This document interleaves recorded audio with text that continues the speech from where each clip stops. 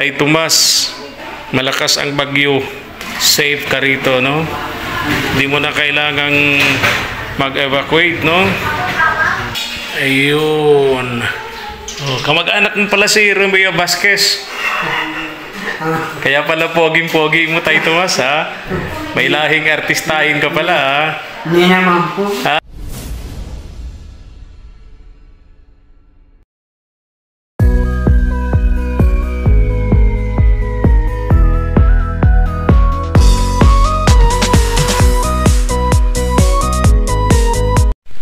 Good morning, isang napakainit na tanghali po mga katuwang. Sama natin si Papa P. Tulad nung naging promise namin mga katuwang, dahil sa pakiusap po ni Tay Tomas na puntahan namin siya rito sa kanyang magiging bagong tahanan sa kanilang relocation site. Kaya ngayong tanghali, napakainit ng tanghali mga katuwang. 42 na naman yung ating heat index, no? 42 degrees Celsius yung init po na ating nararanasan sa panahong ito dito po sa amin sa Daet, Camarines Norte mga katuwang. And samahan niyo po kami ni Papa B, pakita namin sa iyo ang kalagayan po ni Tay Tomas o magiging kalagayan ni Tay Tomas dun sa kanyang bahay na paglilipatan. Sabi ko nga po sa inyo, napaka-secured, no? Bigay sa kanila ng government, no? Kahit may bagyo, safe sila, hindi na sila nangangailangan pang mag-evacuate, no? Dahil maganda po ang kanilang katayuan dito mga katuwang. Ayan, tara, puntahan natin mga katuwang. Samahan niyo po kami ni Papa P. Lipatan nila, school type yan mga katuwang. Bali, dalawang duplex to. Tayo dito sa kabila, dito ang daan dun sa lugar ni Tay Tomas. Ayan. Dito siya eh. Sa lugar na yan. Dito. Ito yan. Pang number 27 mga katuwang. Itong lugar. Itong kay Tay Tomas dito. Ito na yata. Ganda, no? Di ba? Sabi ko sa iyo, Papa P. Ganda ng bahay ni Tay Tomas. Oh. Kumusta kayo, Tay Tomas? Oh. Ha? Ito yung papag ni Tay Tomas. Ito yung mga gamit niya, mga damit niya, mga katuwang.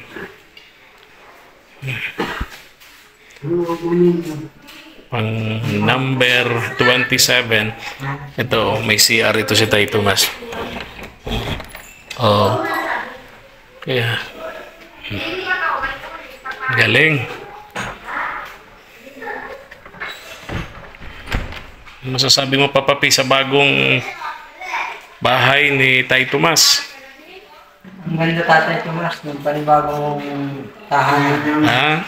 Ang ganda Tatay Tomas. Kaya kaya lang masyadong malaki sa kanya, no? Masyadong malaki sa iyo itong lugar na to. Tingnan mo, no? Dahil walang gamit si Tay Tomas, masyadong malaki. Pero ang gawin mo dito, Tay Tomas, ito, hahatiin mo. May division ka rito, kwarto mo, di ba? Tapos ito, yung dito sa lugar na to, di ba? May maliit ka ditong, ano, parang, di ba? Tapos itong maliit dito yung sala-sala mo, di ba? Ano? Ang ganda, no? Kahit Tay Tomas, malakas ang bagyo, safe ka rito, no? Hindi mo na kailangang mag-evacuate, no? Oo, doon sa bahay mo, mga kapitbahay nyo roon, kapag may bagyo, lahat kayo, pinag-evacuate, force evacuation, no? Pero dito, walang ganun, safe na safe kayo, ano? Wow. Pang 27 pala itong pinto mo rito. Mahigit 100 to na units, no? Mahigit 100 units, no? Lahat na kapitbahay mo ron, pwede sila rito. Nakapag-avail sila nito. Wow, very good. May ano mo, Ha? Sino no? Nilagyan na ng pangalan. Oh. Ayun. Oh, kamag-anak mo pala si Romeo Vasquez. Kaya pala poging-pogi mo tayo, Tomas, ha? May lahing artistahin ka pala, ha? Hindi naman po. Ha? Hindi naman po. Kaya pala pogi mo, ha? Kasi lahing artista ka, ha? Kamag-anak pala ni Romeo Vasquez. Talaga lang, ha? Kaya pala dami mong chicks. Lalo na po ang nanay ko. Ha? Gutierrez. Oh, Eddie Gutierrez. Talaga lang, ha? Artistahin. Oo, Gutierrez po. Kaya nga, ibig sabihin tayo, Tomas, artistahin talaga, ha? Nanay mo, Gutierrez. Tapos ikaw naman, father side mo, Vasquez. Oh. Oo. Paniwala na si Papa P. Talagang artistahin si Tay Tomas. So, yung mangyayari dito, Tay Tomas, so umpisa na to. Umpisa na ng pag-stay mo rito. Ha? Kaya lang na, pasing ko. Dahil nga siguro iyero, tapos kulong na kulong sa pader, makapal yung pader, kaya sobrang init. Mas okay sana dito tayo, Tomas, makagawa tayo ng paraan, no? Kung papayagan na malagyan kahit manipis lang na kisame, no? Kahit manipis lang na kisame kasi mainit talaga yan, iyero. Ha? Kaya naman, very good. Tapos itong dito sa loob, lagyan natin siguro ng division para may kwarto ka, tapos may kusina, no? Plywood na lang po. Plywood, oh. Kasi kapag semento, siyempre mainit yun. Plywood talaga. Okay. Napansin ko, sa dami ninyo rito, okay rito, magtindahan ka, no? Tingin mo, pwede, no? Bakit? Tindahan niya. Tindahan niya.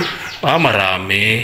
Pero sa dami naman ng bibili, okay lang. Okay. Ilan ang bahay dito? Ano po ito? 40. Ha? 40 po ito lahat. Lahat? Yung bagong gawa lang. Yung bagong gawa? 40 units? Yung mga dati. Ano po, matitira pa po din yung... So mga nasa 100 ito na pamilya. Siguro po pag diretso... Nag-okupa na lahat. 100 families. 100 families, 10 tindahan, o tigsa 10 customer. Hindi na logi ano ate. Sa bayan ngayon, sigbay-sigbay ang tindahan, pero kanya-kanya lang. Tama. Kanya-kanyang ano yan. Kanya-kanyang diskarte ng pagtinda. Kanya-kanya. 100 na pamilya, 10 tindahan, o tigsa 10 kayong customer. Di ba? Kaya nagtatawalaan pa sa rami ng tindahan. Tama ka dyan. Pabor naman din yung mangungutang, siyempre. May 10 siyang tindahan ng mga utangan. Pag tumanggi si Tay Tomas, tilipat kay ate. Di ba? Kaya lang po, mapapahinga na naman. Kaya nga, oo nga. Tsaka, napansin ko rito masyadong malayo. Lalo sa kanya, may kapansanan kay Tay Tomas, napakalayo nito sa iyo. Itong lugar na to. Pero siyempre, sanayan din yan. Kahit saan naman tayo pumunta, lagi tayong, ugali natin mga Pilipino yan, kahit saan tayo pumunta, lagi tayong may reklamo. Hindi tayo nawawala ng complain.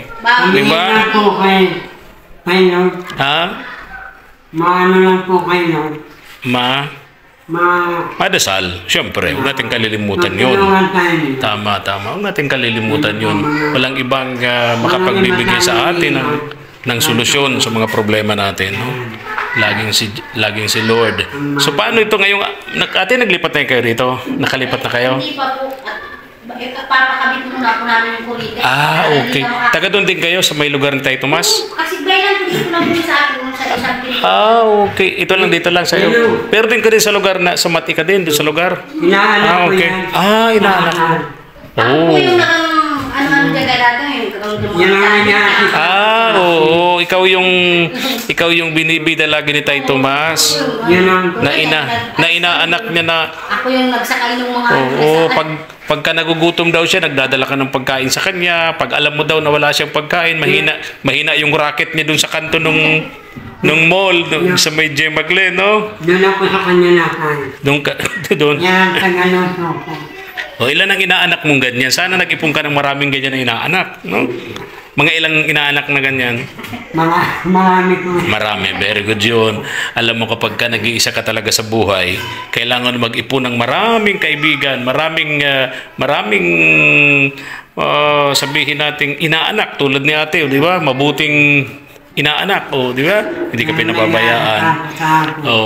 Lalo na sa'yo, siyempre, sulo sa buhay. Kailangan mo talagang merong, kung hindi man, sabi nga niyan yung mabuting kapitbahay, daig yung kapatid na nasa malayo.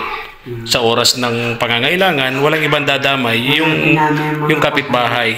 Na, siyempre, bago yan dadamay sa'yo, dapat pagtanim ka ng kabutihan sa kapwa, di ba? Sa kapitbahay. Sabi nga niyan, love your neighbor. Di ba, ate? Love your neighbor. Pero wag mo na mga asawahin, pag sinabing love your neighbor, inasawa mo. Ha? Di ba, ate, Maling-mali, Ano lang po? Ha? Love your neighbor, magandang pakikitungo. Ano?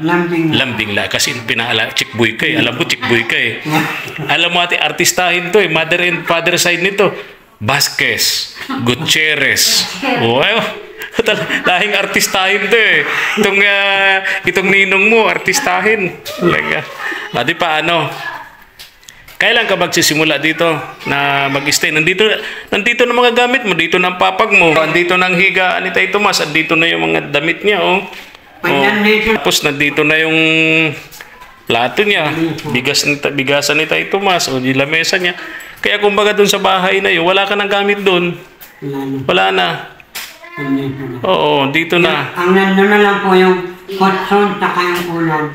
Kotson unan. Saka yung libag mo doon. Nasa kanila. Yung libag mo naiwan. Saka yung bakas mo. Yung bakas mo doon, yung alaala. Sa bagay yung alaala doon na erase na. Napalitan na natin. Alaala lang po. Alaala. Wag mo nang alalahan. Wag ka na mabanggit ng pangalan, Tay Tomas. Ibaon mo na sa limot. Ibaon mo na sa limot. Okay. So, may CR ka na dito, walang problema, no? Kailangan ko lang po. Sample. Ha? Ipuno ng tubig. Timba? Ayun, siyempre. Timba, planggana, siyempre maglalaba ka. May gripo ba dito? Bomba. Yung dipoy. Magkaano nga po kami. Bubon. Magkapatid yan sa kahit nanay ko. Magsishare po kami, mapabusog po kami. Paano po? Mapabusog po ng yung shallow well, yung deep well? Bomba lang. Bomba. Patak-patak. Okay, very good yun para Pero alam mo, madaling nasisira yung mga experience mo niyan. Mga deep well na yan, madaling nasisira kung maraming gumagamit. Madaling masira niyan. Siguro kung 10 kayong nag-ambagan, 10 kayong gagamit araw-araw, nako, baka mag-1 buwan lang yun. Kasi po dito ay magkakanya-kanya. Kanya-kanyang? Kami lang naman po ito at saka yung... Siguro kung mag-ambagan kayo ni Tay Tomas, kayong 2 lang. Hindi kami po 5. 5 kayo. 5 kami. Yung kapatid ko pong isa dyan. Okay. Yung nanay niya. Maganda naman yung tubig. Ibig kong sabihin, yung source ng tubig, may iba kasi dyan, gumagawa ng deep well, kasing taas na ng niyog, hindi pa lumalabas yung tubig. Ikot yun yung dyan sa kabila. May tubig na agad. Yun. Kasi napansin ko buhangin no? Buhangin. Hindi ko masyado ng buhangin. So okay naman yung source ng tubig. Hindi naman masyadong lumalalim yung pagbabaon ng tubo. Okay, so yun ang kailangan natin dito, Tay Tomas. Kuryente, meron na. Meron na.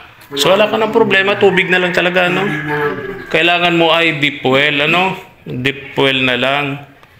Kung sakasakali, Tay Tomas, mamayang gabi, pag tulog mo rito, bago ka matulog, magdasal ka, ipag-pray mo, na sana may mag-donate sa yung deep well.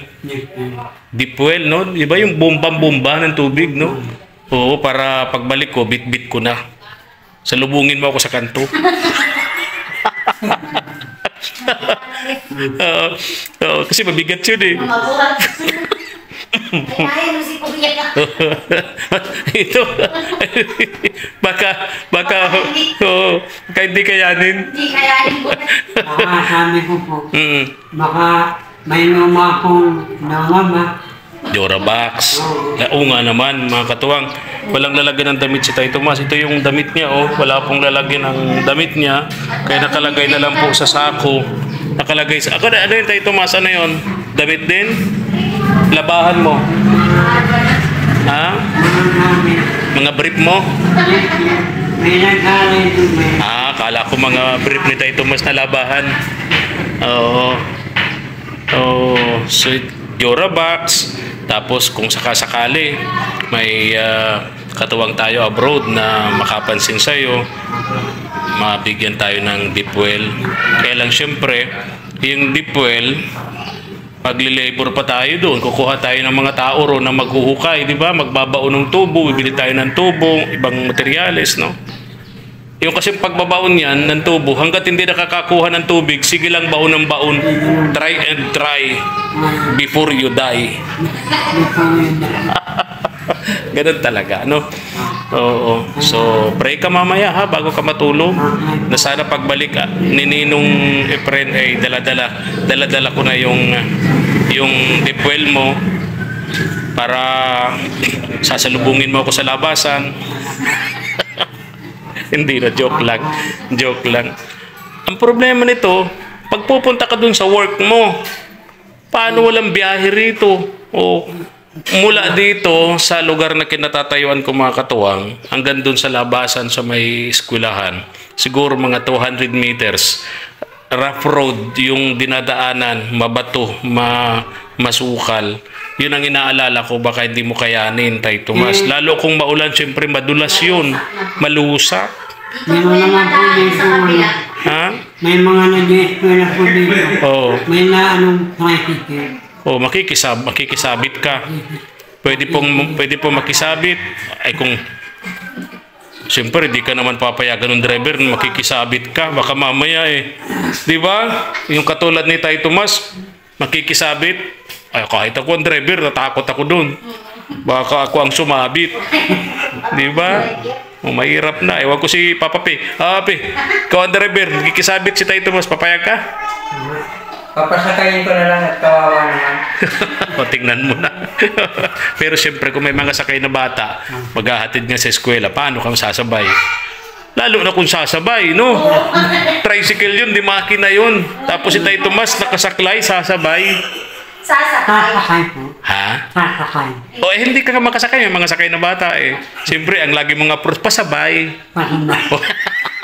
Paano ka sasabay? Pambihira. Ay, kahit siguro sa padyak ni Papa P, hindi ka makakasabay. Ha? Hindi makakasakay at may sakay. Hindi makakasakay at? Hindi makakasakay at may sakay. May sakay. Hindi makakasakay at may sakay. Hindi pwedeng sumabay dahil saklay. Nakasaklay. Labasan saklay. Ay, bihira. Tay Tomas, Jorabox, lagyan mo ng damit. Tapos, yung kukunan ng tubig, deep well, no? Sige. So, sana mapansin tayo ng mga katuwang natin abroad, no? Para maibigay namin sa iyo yung hinihingi mo para dito sa bagong mong bahay. So, tulad nung dati, yung ginawa mo doon sa Mat-E, sa mga kapitbahay mo doon na nagtanim ka ng kagandahang asal, nagtanim ka ng mabuting kapitbahay, no? Doon sa lugar mo, kaya minahal ka ng mga tiga roon. Ganito rin ang gawin mo rito, no? Ganito rin ang gawin mo rito. Sa lugar na to, mas marami kang kapitbahay dito, Tay Tomas. Mas marami dito kaysa doon, ano? Kaya lang siyempre dubling init. Doon, hindi mainit. Diba? Dito, grabe init. Lagi kang... kaya wala pa ditong tubig, ano? Di wala kang inumin. Wala pong ano dito. Ha? Nabili po. Nabili. Pero kung yung bomba, yung deep well, di mo naman pwedeng inumin yun. Panghugas-hugas, paliligo lang yun. Okay. So, dapat pala dito, ang hanap buhay mo, Tay Tomas, magkaroon ka ng refilling station. water refilling station. Ikaw ang supplier nitong 100 na pamilyang nandito sa lugar na to. Pwede ano? Pwede. Tawa. Sana may makaisip mag-supply ng tubig dito para maging kasama ka sa susuplayan, ano? Para hindi ka problema sa inumin, ano? Tay Tomas. So, ayun. Pinuntahan ka namin dito, mga katuwang, si Tay Tomas, pakiusap niya sa amin. Pasyalan namin siya rito sa lugar niyang ito para makita daw namin ang kanyang kalagayan, mga katuwang. So, yun ang pinaka-problema dito ni Tay Tomas, kahit ng mga kapitbahay niya. Yung kanilang pagkukunan ng tubig, bali dalawa, inuming tubig, tsaka yung panghugas-hugas, paliligo nila. Kasi yung poso, yung deep well, di mo naman pwedeng inumin yun eh. Hindi potable water yun eh. Kaya lang Tay Tomas, parang mas makakamura tayo kung yung electric pump. May mga kakilala ko, nag-o-order niyan sa may ino-orderan sila niyan, parang 7,000 to 8,000 lang eh. No? May 2 gripo na yun. 2 gripo. Hindi ka pa mapapagod ng kabobomba, no? Di ba? Hindi ka pa pwersa. Para ka din may gripo nun, electric pump. Kailangan, siyempre, kailangan din ng balon. Di ba? Pero mas okay na yun. May 2 gripo ka. Oh.